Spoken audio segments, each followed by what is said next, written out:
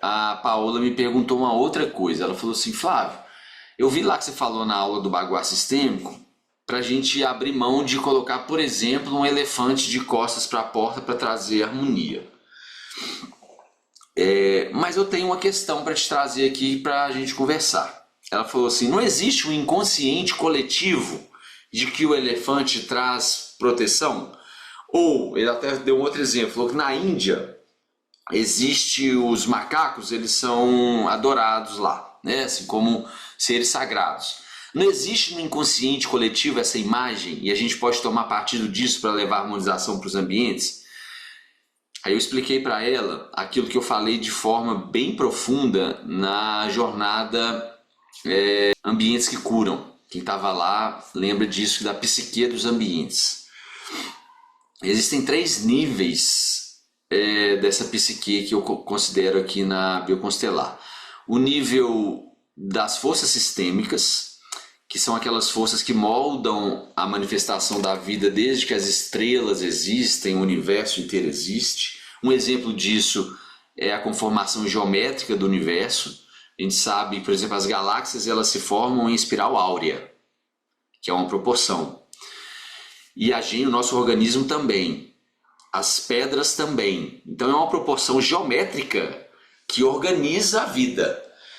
Então o que eu estou querendo dizer com isso? Que existem forças que organizam os vínculos entre as coisas. Isso é sistêmico. Sistêmico são os vínculos entre as coisas, tá?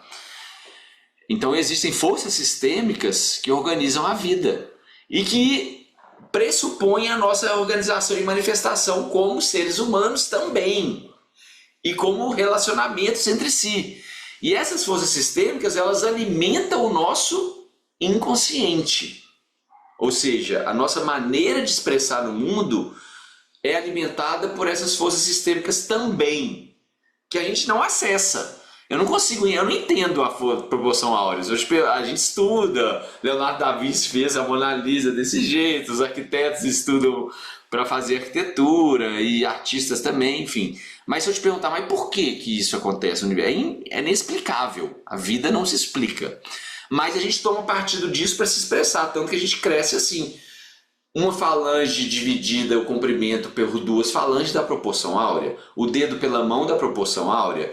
Se você medir o seu corpo inteiro, a altura, e depois medir da cabeça ao umbigo da proporção áurea. Então, isso é uma organização da vida.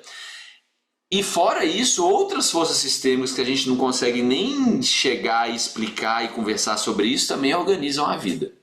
Então essas forças sistêmicas, elas alimentam o nosso inconsciente, que eu chamo de ambiente interno, para tomar decisões em habitar a vida, se expressar na vida e habitar nossos ambientes por consequência. Só que existem outras forças que se sobrepõem a essas para fazer com que a gente seja seres especiais e únicos. Por exemplo, tá bom, vamos considerar que aqui no Brasil a espada de São Jorge colocada na porta de entrada da casa traz proteção.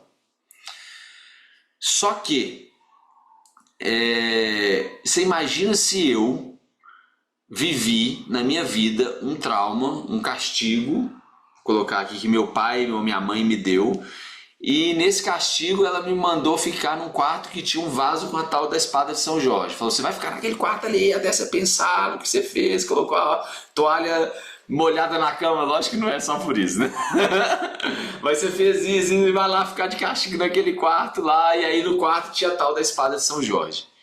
Então, pra mim, aconteceu na minha vida uma sobreposição de acontecimentos relacionados inclusive a um ambiente que a espada de São Jorge não me traz essa sensação.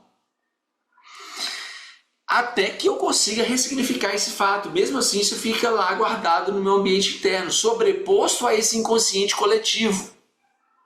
Então, se eu tenho uma relação com o elefante diferente dessa relação que na Ásia tem, em relação ao elefante ser um elemento de proteção, ou na China tem, não vai fazer sentido para mim de proteção. Vai fazer um sentido talvez até inverso. Então, as sobreposições dos nossos acontecimentos que ficam guardadas também no inconsciente, então o que a gente já viveu alimenta o inconsciente e as forças sistêmicas universais alimentam o inconsciente. Então o inconsciente ele é o resultado de tudo que eu já vivi, do que o universo já viveu, nossos antepassados já viveram. Então esse lugar do inconsciente ele é sobreposto por essas duas forças. E o que tem mais significado e poder para tomada de decisão é o que está mais próximo de mim. Então o que eu já vivi agora, depois de sair da barriga da mamãe.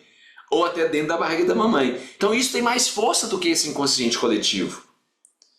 Então trazer um símbolo que é generalista, né, que é do inconsciente coletivo e inserir isso na casa, a gente tem que tomar cuidado para que isso não tenha uma relação com a vida da pessoa através de um trauma, um acontecimento que não vai trazer harmonia. E como que eu vou saber disso? Às vezes nem a pessoa sabe.